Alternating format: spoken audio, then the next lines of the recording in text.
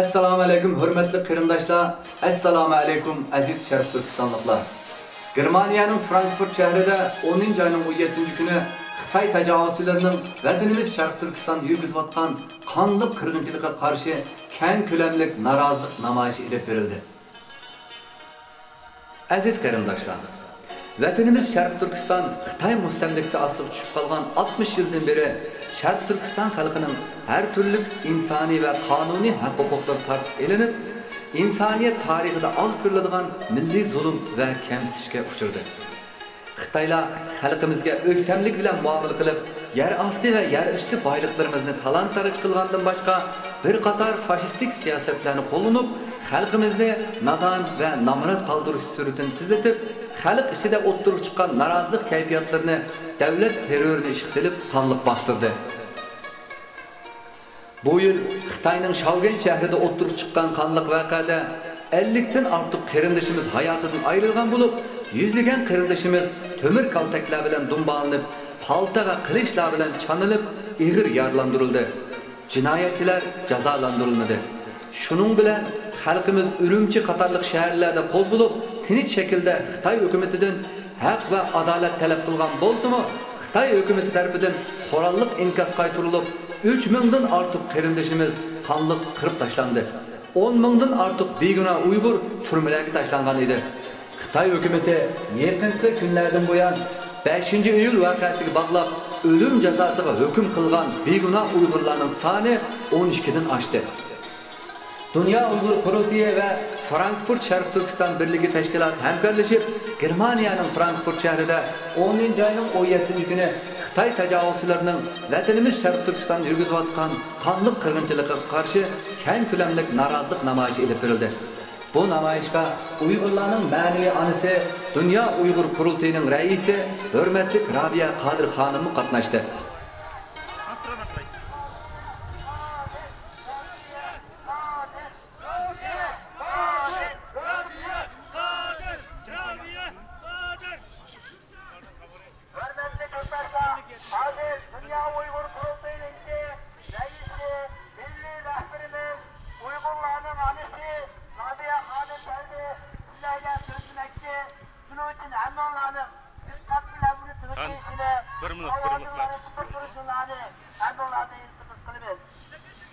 Arkadaşlar, şimdi kadın hanım sizlere konuşacaktır. Bunun için hepinizi dikkatle Rabia Hanım'ı dinlemeye çağırıyorum.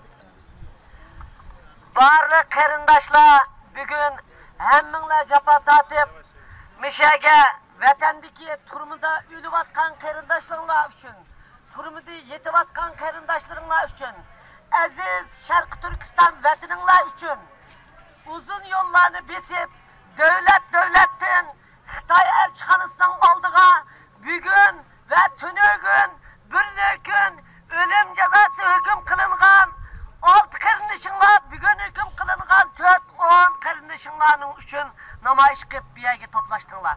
Men ham shuning bilan to'plashdim. Sizlar bilan birga bo'ldim.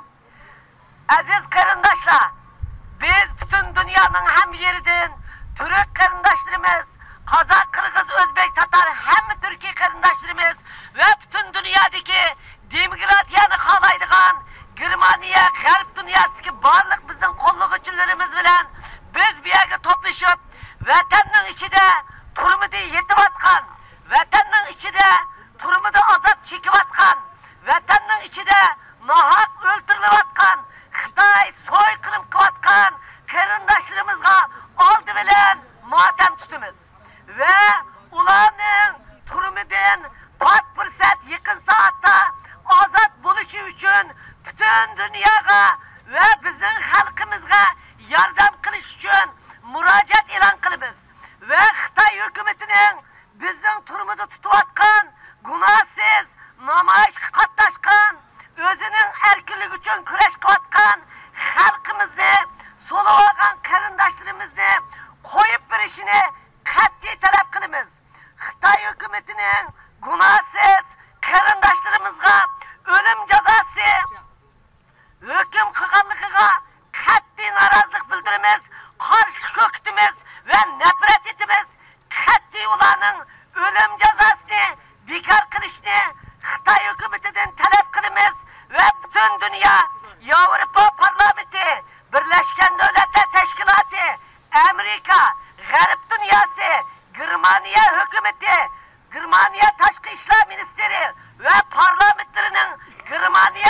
Türkiye'nin bütün matbuat organlarının, bütün jurnalistlerin biz bilen birdek bizden soykırım kılınıvatkan ve kecha bugün ölüm cezasına hüküm kılınıvatkan gumansız ballarımızın ölüm cezasını bekar kılıp Xitay komünistlerinin ölüm cezasını to'xtatishni talep qilishni ve bizga yordam qilishini ve bizning ovozimizni dünya qo'llab Xitoyga besim ishlatishni talep qilamiz. Shuning bilan Xitoy hukumatining bizning xalqimizga qo'llangan shiddat ve bizning xalqimizga qo'llangan tajovuzchiligining sirtida ishlatayotgan besimi ve Xitoy davlat terrorizm harakatini to'xtatishni qat'iy talab qilamiz ve noroziligimizni bildiramiz.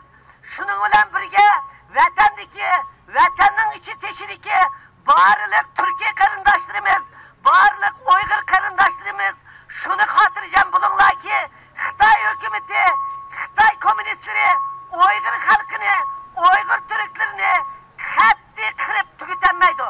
Biz dunyoning hamma yerida barliq kuchimiz bilan o'z qarindoshlarimizni qutqizish uchun kurash qilamiz. Bizning ep bo'lgan kurashimiz haqli. Bizning vatanimizdagi xalqimizning ep bo'lgan namoyishi tinchlik bilan ep bo'lgan mayli bari vaqasi, mayli 97-yil namoyish vaqasi, mayli 2009-yil 7-oyning 5-kuni namoyish vaqasi, hammasi o'zining haqliq talablari ve yo'lliq haqqoniyat uchun ep bo'lgan kurashi. Qarindoshlar, biz dunyoning hamma yerida o'zimizning qat'iy haq-huquq talabimiz uchun tinchlik bilan kurashib boryapmiz. Biz sizlarning bundan keyin davomli holda o'z qarindoshlaringiz uchun, o'zinglarning zamininglar uchun, o'zinglarning haq-huquqinglar uchun to'xtamay kurash ep berishinglarni ve mushundaq tinchlik bilan ep bo'lgan kurash jarayonida butun dunyoni ta'sirlantirib, e'tibor qo'llarni qo'llaydigan hokimiyat burokratlarning yoqisidan so'rab o'tishib, ezilgan millatlarga, nohaq qirilayotgan millatlarga burokratlarning qo'llar davlatlarning gapirib, zuvonini chiqarmay, ovozini chiqarmay, so'yqirim bo'layotgan Uyg'ur xalqiga yordam qilmayotgan, Tibet xalqiga yordam qilmayotgan, Mo'g'ul xalqiga yordam qilmayotgan davlatlarni hammasini yordamga chaqirib, o'zimizning haqqoniy talabimiz ve yo'lliq kurashlarimiz bilan ta'sir doiramizga kirib, xalqimizni qutuldirishimizni umid qilaman ve